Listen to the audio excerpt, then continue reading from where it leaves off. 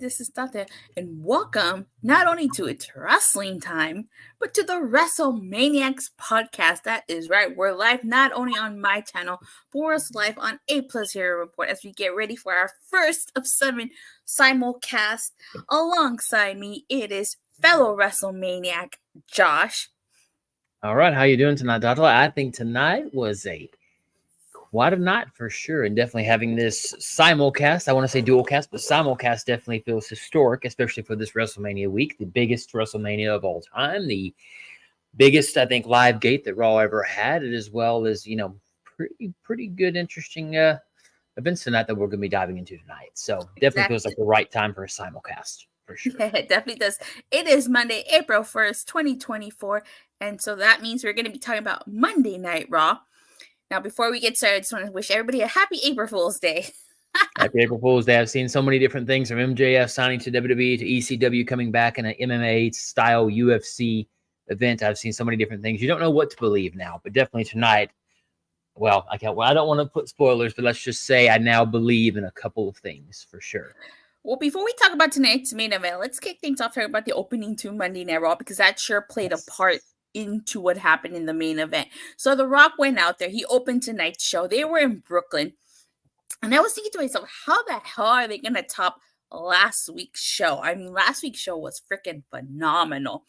Yes. And they had a lot riding on them, So The Rock opened the show and he dead ass showed, because he was talking about the beatdown that he gave Cody Rhodes last week. And he straight out showed the reaction to that. It was 2 little kids crying. That was just cold-blooded. My favorite line and the best I think the best opening besides Welcome to Monday Night Raw, which I'm glad we didn't get, was I made that boy bleed. One of the best lines to start the show, and definitely showing the kids crying. I mean, and the best part after it was Uncle saying, let Uncle Rock tell you something. Don't be talking beep. I was, oh man, to me, that's classic good Rock, and, let it flow. I can't wait to see what Netflix is going to be like when we have the uncensored, really the uncut Raw coming out soon. Can you imagine? I'm very curious too.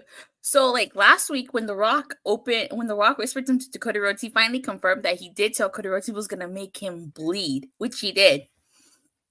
So, just the whole point of this is that Seth Rollins goes out there and he challenges The Rock or Roman Reigns to a fight, but of course neither of them accept, and so Sikoa steps up to the plate and he's gonna face Seth freaking Rollins in the main event in a blood rules match. And then we also find out Roman Reigns is going to be inducting Paul Heyman into the WWE Hall of Fame.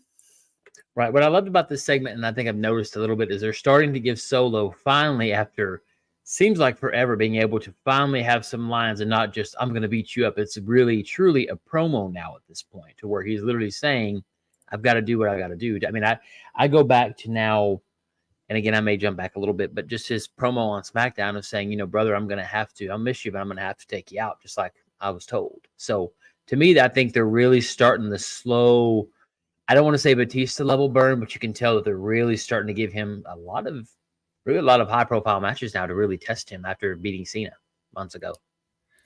Jeff Meacham, whose name is not on the marquee, says he's not going to stick around because he's still watching Raw, so he doesn't want spoilers, but he couldn't show his support for the JML Multiverse Media Mistress of the Spoken Word. Have a great show. Thank you, Jeff. Thanks. Yeah, for those who don't know, Raw is still airing on the West Coast. The only reason I'm able to talk about it is because I watch it on East Coast time. Right. The sacrifices you make for us. No, otherwise, if I watched it on West Coast time, we wouldn't be going live till 11 p.m. Pacific Standard Time, which would be 1 a.m. your time? Yep. Exactly. Yeah. So thank you for that. Again, sacrifice. You're welcome. So the main event ended up being the Bloodline Rules match. It was Seth freaking Rollins versus Solo Sikoa, and I thought this was a good match. But it's not the match that had everybody talking. It's what happened during the match. I was going to say after, but this match technically never finished. Right. I mean, there was the high spot of the Samoan drop onto the table for Seth Rollins. I thought it's pretty risky for WrestleMania coming up this week, but I have to highlight that was a pretty good, because I really expected a reversal into a power bomb for Solo, but Seth took it. So I got to give him kudos for that, especially this close to WrestleMania, because something simple could hurt you that easy. Yeah, I mean, the crowd was chanting for a table. They always chant for tables. Always. With Brooklyn especially. I'm surprised they didn't ask for more. Jeff says, shit, I prefer to watch it on EST, get my butt in bed sooner. Haha. Yeah, that's why I watch it on East Coast time. So we got a little preview of what would happen WrestleMania, because during this match, like, Jimmy came out and then Jay came out, but then The Rock tossed Jay like a rag doll. Very much so. And like, you had The Rock go into the ring and Rollins starts smiling, and then Cody came out to attack The Rock. You have to remember, at the beginning, they did say Cody Rhodes was not medically cleared to compete, so obviously, he wasn't supposed to be there. And let me see. So Io says solo main eventing both are on SmackDown this week. Probably, yeah, it probably is. Sure. So Rollins and Cody Rhodes supposedly set up this trap for The Rock, but it ended up backfiring on them. I mean, at the end, The Rock and Roman Reigns stood tall. The Rock holding the Nightmare belt and Roman's holding up his title. The Rock and Roman Reigns were whipping Seth Rollins and Cody Rhodes with that weight belt. And I have to say, I don't know how you feel. See, poor Jay got eaten. Yes, he did. That was perfect. I don't know how you feel, but I honestly feel like Seth Rollins and Cody Rhodes have not looked good at all during this build at all.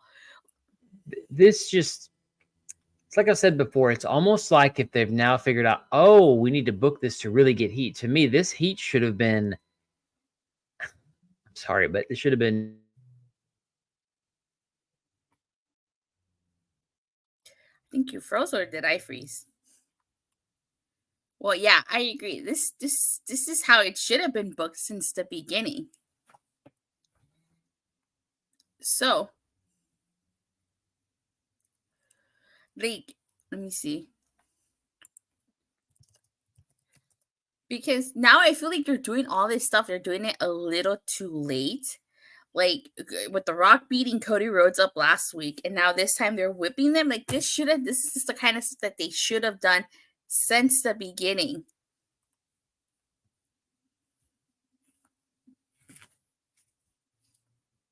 Give me 1 second, guys.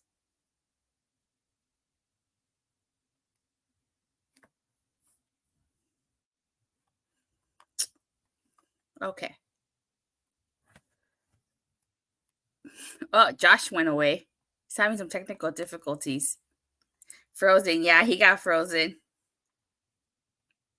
I'll come back right now. But what did you guys think of this? Like, this is the second week in a row where The Rock basically... You profile pic for Josh, yeah. This is the second week in a row The Rock beats up Cody Rhodes. What did you guys think of that? This is like, and they have not looked good at all in this building. They got to do something on SmackDown. They really do. I mean, I feel like this is kind of like a little bit of foreshadowing. I think that Seth Rollins and Cody Rhodes are definitely losing. I know it's a good ending, but last week was better. I definitely do agree. Cody said taking all the L's during this angle. Yeah, they have. They haven't looked good at all, if you ask me. They're definitely losing that tag match. Cody needs a miracle, and Avengers set miracle this weekend. He definitely does need the Avengers. I'm gonna do this one for right now. He definitely does need the Avengers assemble, which I feel like is gonna go down on Sunday. But aside from that, welcome Sorry back, about Josh. that random glitch. I don't know what happened there. I lost Wi-Fi, but it's raining over here, so who knows? So hopefully I'll that's be able probably to what it run is. through. Sorry about that, guys. And Okay, what were you saying? I got to think about it now. No, I was just saying that this should have happened 2, 3, maybe a month ago. Building this heat. I mean, look, understandably, yes, Rock and Roman need heat going into WrestleMania, but this beatdown, to me, it's almost like they figured out, oh, we need an angle to kind of be able to make it seem like they're jerks. Well, you have people chanting for The Rock. What was it on SmackDown a couple of weeks ago? So to me, I've never had a reason to hate The Rock up until now. And at this point, I don't know. It feels as if they kind of botched the build up. To me, it's like it's not been this epic. Like I want to see them fight. It's like, oh, they're going to be in a tag match. That's cool. I don't know. It just kind of seemed like they finally got on the rails, but it's almost too little, too late now. Because if Seth and Cody win, that's great. But I don't think they're winning. But okay. Exactly. So it's kind of like it makes them look terrible all across the board because you can't have the heels outsmart the baby faces like that. You really just can't. It should have been Rock maybe got rock bottom through the table, and then Rock could have blamed Reigns. I told you shouldn't have left. You shouldn't have left. So now they look stupid by comparison. Something's gonna go down on SmackDown. I hope so. Io says Mama Rhodes needs to slap the taste out of The Rock. That has to happen. Yes. I agree. That has to happen. But yeah, the way it ended, Rock and Roman holding up the title and the strap, that's the WrestleMania Night 1 finish right there, if you ask me. It has to be. I mean, because Cody has to see what's saying, Hogan most posed, right? So he has to overcome the odds that, are too great almost to where, I don't know. I mean, he'll finish the story, I guess, but I don't know. The buildup has just not been good. Like I see that epic, like WrestleMania trailer where they're standing across from each other, and I'm like, I don't feel it. It does not feel like a WrestleMania 40 build. This should have been totally different. I think Rock and Roman know Payback was coming ASAP. That's why Roman pretended he was leaving. Yeah,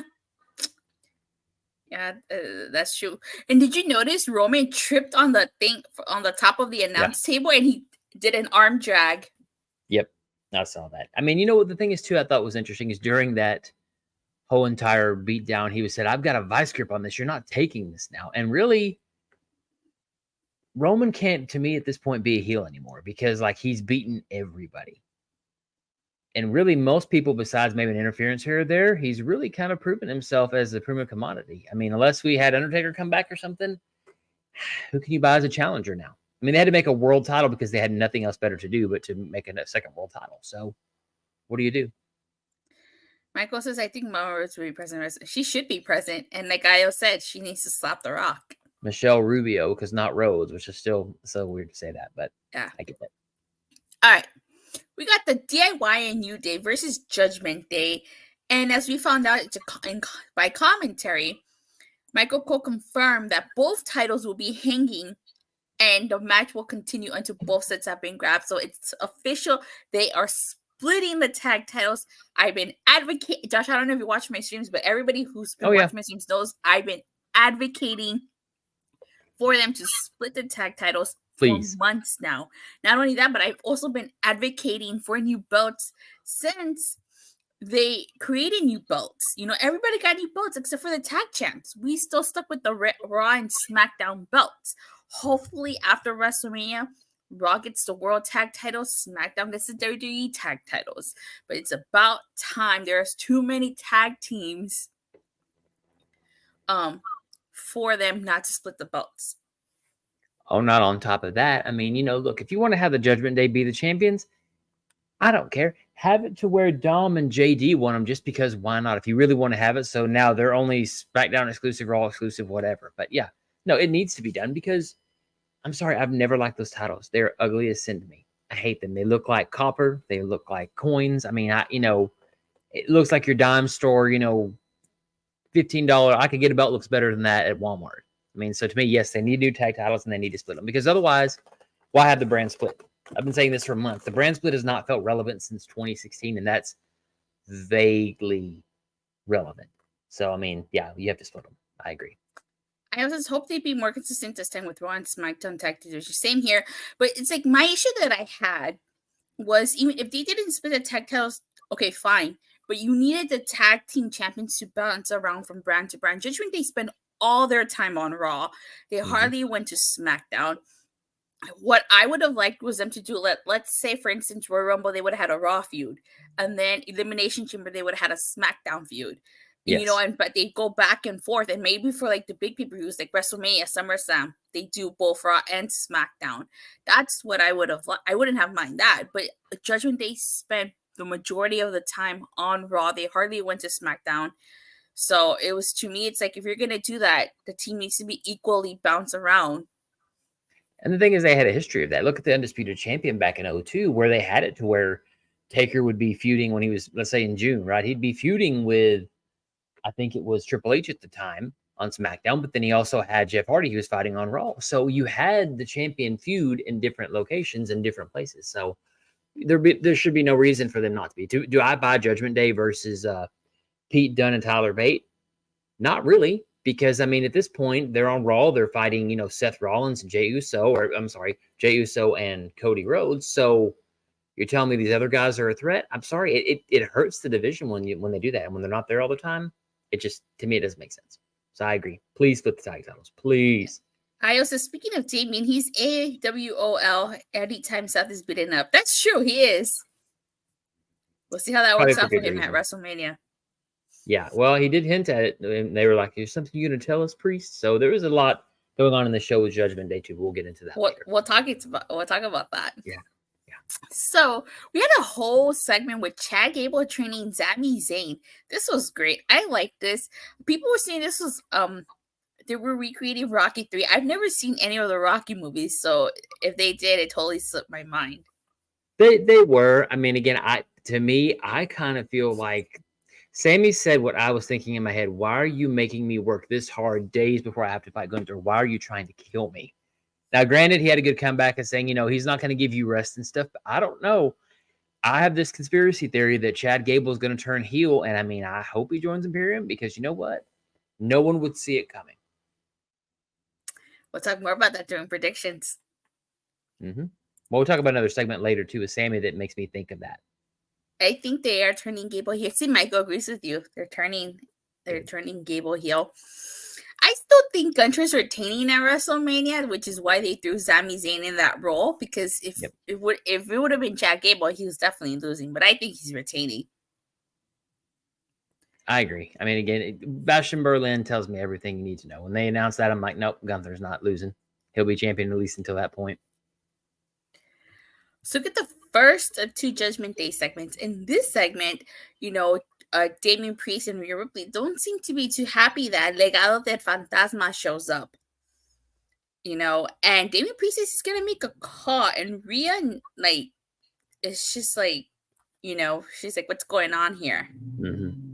So I think they're hinting at Judgment Day being potentially splitting up.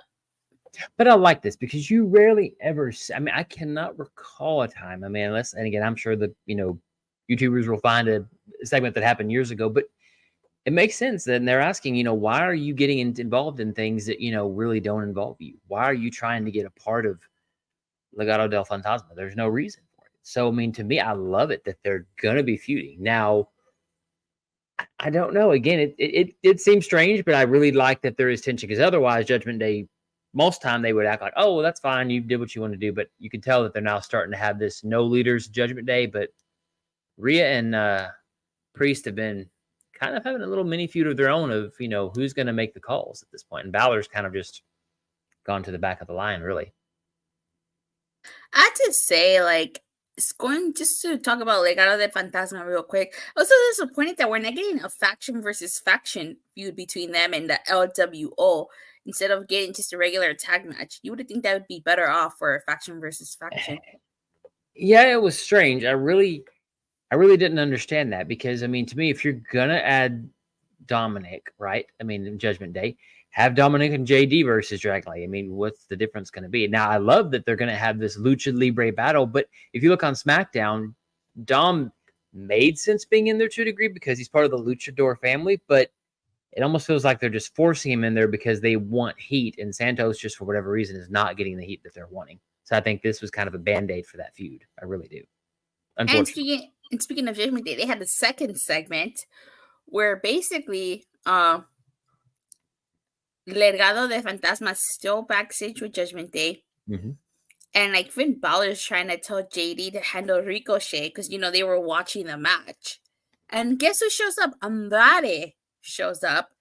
And basically, I like how Dominic introduces Andrade to Santos Escobar and vice versa, which I thought that was really cool.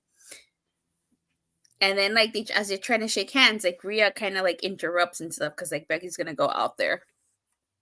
This segment hurt my brain, I have to admit. And again, this is going to sound, I don't mean it to sound what it's going to sound like, but I'm just going to say it. So Legado del Fantasma, right, is the embodiment of the luchadors, the embodiment of the Mexican culture, right? Spanish, Latin culture, Latinx culture, whatever you call it. I don't understand the idea of getting Andrade into the Judgment Day when you have the Legado right there. Now, again, I get it, but you would think that Santos would have been like, hey, man, no, you don't need to join Judgment Day. You need to join up with us. So I thought it was a weird segment that he's been trying to get him for weeks now, but I don't know. It just, for whatever reason, doesn't make sense for Andrade because I don't know who Andrade is. Is he a good guy? Is he a bad guy? He shook hands in the segment saying, hey, I'll take care of Ricochet for you. So what is he? Is he a mercenary? What's the character? He's tranquilo. Yeah. See, again, I still don't get it. I want to get it, but I still have questions. But maybe he's not trying to join Judgment Day. Maybe he's just trying to recruit Dominic. Who knows? We'll find out as weeks come. That's true. So we get Sami Zayn versus Bronson Reed. This is a rematch. If you remember last week, Gunther distracted Sami Zayn, costing him this match. Now, Sami Zayn was on a roll here, but then Gunther came out, tossed poor Chad Gable down the ramp. And then, Sami went to go help them. Gunther knocked down Sami Zayn, but Sami refused to stay down. And then he hit him with the belt, and he put his foot over on him, and he was just standing tall. And the match with him and Bronson Reed pretty much doesn't, I guess, ended. They didn't say, but... Right. My problem with this, well, I'll say the problem with the segment is one, Bronson Reed disappeared. And, again, he's had beef with Gunther. He wants his IC title too. So why he didn't just, I don't care if he stood at the end of the ramp and just said, I got next or whatever. But again, I'm still buying into the conspiracy theory of Gable turning heel because you didn't really see Gunther beat him up. He just kind of carried him, tossed him, didn't really do much to him from what I recall, right? I don't think he kicked him. I don't think he did anything. No. He left him alone completely. Now, again, like I said, I could be just, could be nothing, but I thought it was strange that Gunther, being the heel, in theory, should be, I don't know, beating up Gable, right? Instead of just bringing him out, tossing him out, and then attacking Zayn. Again, I like the segment of Zayn getting up and fighting back, but I don't know. There's always some reason for things. That's what I love about the Triple H era. There's always reasons for things, even though it may not make sense. There's little stuff that, it's almost like an Easter egg, right? If you don't pick up on it, it's fine. But if you do, you're like, oh, I knew there was something going on. So I don't know. It's just a weird thing. Why Chad Gable was knocked out already instead of being beaten up or powerbombed? Don't know. There's something to it, though, I think. We get Ivy Nile and Maxxine Dupri versus Candice LeRae and Indi Hartwell. This was a decent match. Maxxine Dupri getting her revenge on Candice LeRae after she drop kicked Indi, and she crashed into Candice LeRae, and so Maxxine Dupri and Ivy Nile won.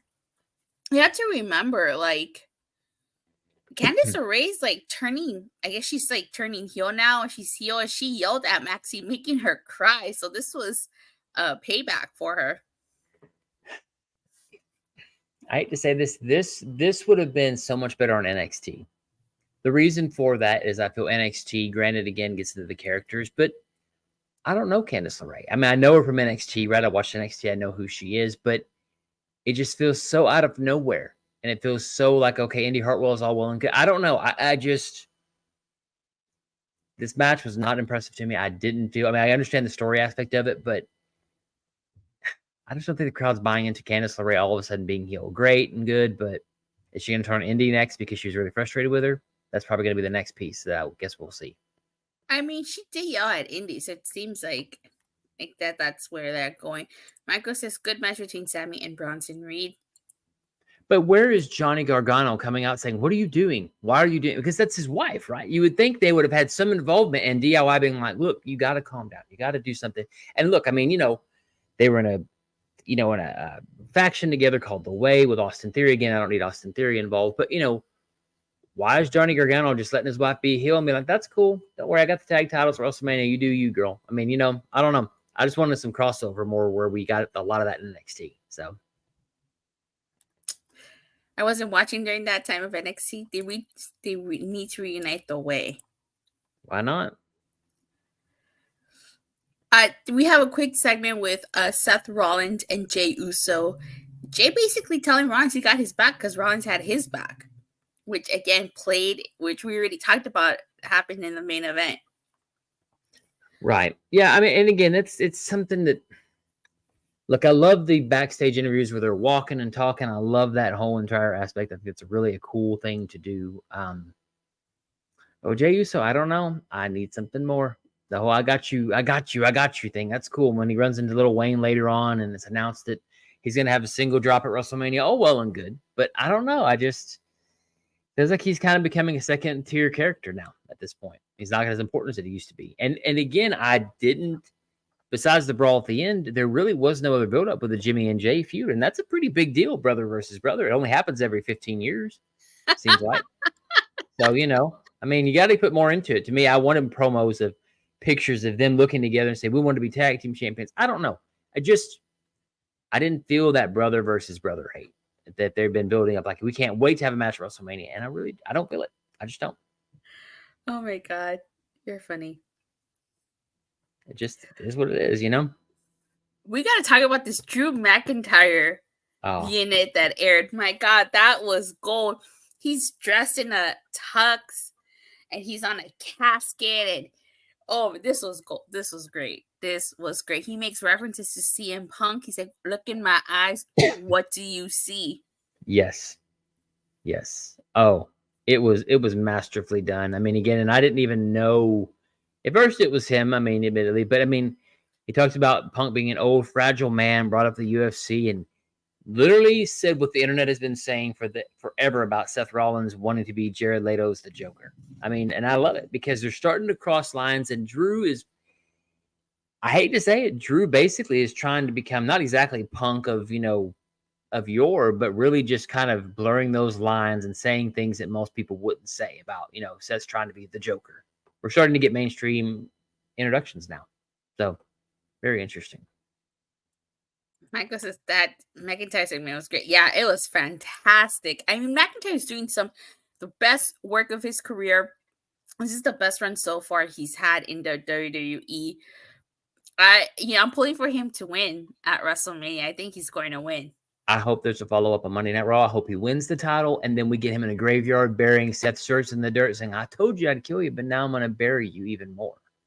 I buried you at WrestleMania, and here's the symbolic end of your career, what I ended at WrestleMania. I mean, he'd be perfect. He can pull it off. He can do anything at this point now. Yeah. We get Ricochet versus Ivar, which this was a great match. Great showcase by Ivar and Ricochet. I have to say, it seems over the last couple of weeks, they've been showcasing Ricochet a lot more, which is great, But it sucks that he's not going to be competing at WrestleMania. He's going to be in that Andre the Giant Battle Royal. I thought it was interesting they showed this, and I wrote on my notes here that, showing that between those two, it makes me wonder if they're not going to have the underdog at this point win again, where Ricochet becomes Andre the Giant Memorial Champion or Ivar, because both of them have been doing great work. But that's the problem with Ricochet is he's really good. Again, obviously has, great moveset. I mean, Fallaway slam to Ivar was impressive enough. My gosh. Yeah. I could not believe seeing him do that and being able to do the ending. That was great. But Ivar losing, something we haven't seen recently. We've seen him win a lot more than we have lost. So I'm hoping this is not the end of Ivar's push because he's done phenomenal, but I need more, at least for me personally, from Ricochet. Like, yes, he's Mighty Mouse. He can do amazing things, but who is Ricochet? I know that Samantha Irvin's his wife, but what else is there? I want more depth. I want more meat on Ricochet's story. Like Ivar, I know he's a Viking, but I know that, he can do crazy stuff, but there's still a character there. So Ricochet coming back, great. I love the matches, definitely needed, but I need more story, at least for me. We get a Becky Lynch promo where she's basically calling out Rhea. And like Adam Pearce is like, no, this is not going to happen. Adam Pearce has no control over Monday Night Raw. I mean, not to compare, but look at Nick Aldis. He has total control over SmackDown.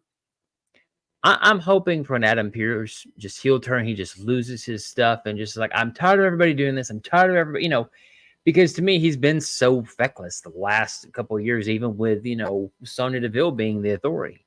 To me, I get it that they're trying to give that dichotomy of, Raw is chaos, SmackDown's more kind of in control, but after a while, you got to have something. Even when the anonymous Raw general manager was in charge, I mean, at least everything stayed in order. About that. Right, exactly. Like Bruno, we don't talk about it, right? But still, it just, I got to have more from Pierce. I got to have him eventually get tired of being ineffective. I need a strong authority character like Aldis, what they're trying to do with him. Like, Rhea, she literally threw her belt at Pierce and ran after Becky. And they started fighting, and security had to separate them. They even fought backstage. But Adam Pierce, if he wasn't bald, he would have lost his hair already for all the chaos on Raw. It made me think about Toddler throwing a toy and then distracting me while he runs into something else. That's literally what it was. I'm like, you fell for that. I mean, and again, I like the brawl, I do. But to me, again, last week, whenever Rhea mentioned Becky Lynch's kid, as soon as she said "your dog," boom. That's when it should have been a big fight. Security runs out. They separate them. This week should have been a sit down, almost akin to Austin and Rock in 01 on SmackDown back then, saying, I need to beat you, Rock. I need this more than anything you can ever imagine. That I would have had a better reaction to. I guess I would have loved to have a sit down with them two across the ring from each other saying, I'm going to beat you, Becky. I'm going to beat you, and I'm going to have your daughter cry. She's going to cry, and she's going to know who her mommy really is. And then you could have had the whole, everybody in between, right? That'd have been easier. But to me, this week was almost a week too late, seemed like. Especially on the podcast.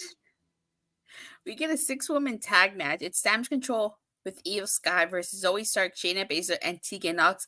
Teagan Nox being in this made sense because she has a history with Dakota Kai. Yeah, I at first thought it was weird, but then I remembered that they do have history, so I thought that was pretty good. I mean, the match was pretty good. I mean, it was your typical Damage Control. Again, please, please, please, please, please. Just get rid of Dakota Kai. Have my triangle triad of terror with the Kabuki Warriors and Io Sky. Maybe bring in somebody else from Stardom. Let's just get this rolling because Dakota Kai to me still does not fit. I don't like it. She's a mouthpiece for Damage Control. Yeah, but that's the thing, though. I'd much rather have them speak Japanese and not knowing what they're saying, and then they kick your head off. I'd rather have that happen. I mean, at least Shinsuke does the whole I thing. At least there's subtitles. At least they're nice enough to subtitle his promo. Same thing. Why not, right? That's true. I don't know. Her scorpion kick's impressive, but I don't know. I never bought into Dakota Kai. It's like I always called her a mirror Bailey, like an evil heel version of Bailey with a mustache or something. That's what made me think of. So last but certainly not least, we get a Seth Rollins interview. Basically, he says that he has a plan B in case things go south. And I like the fact that he runs into Drew McIntyre and he's like, I ain't dead yet. And then McIntyre's like, yet. Again, I want to see a burial. I want to see Drew bury a t-shirt, bury that casket next week, and say, I told you I was going to bury you at WrestleMania, and now here's the proof. Your new World Heavyweight Champion.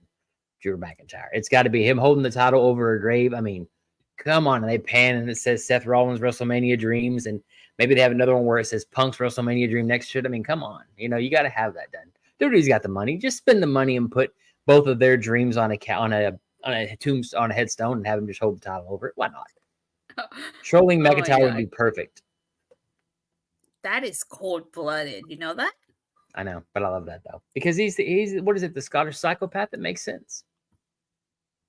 Yeah, he's unhinged, and he was unhinged for a long time, and finally, I think he's finally found his stride. He was a good babyface in 2020, but where in the heck has this McIntyre been all this time? I'm glad he's back out, but man, I've missed this one. Michael says, at first I thought it was Undertaker standing near that casket. I thought it was Bo Dallas.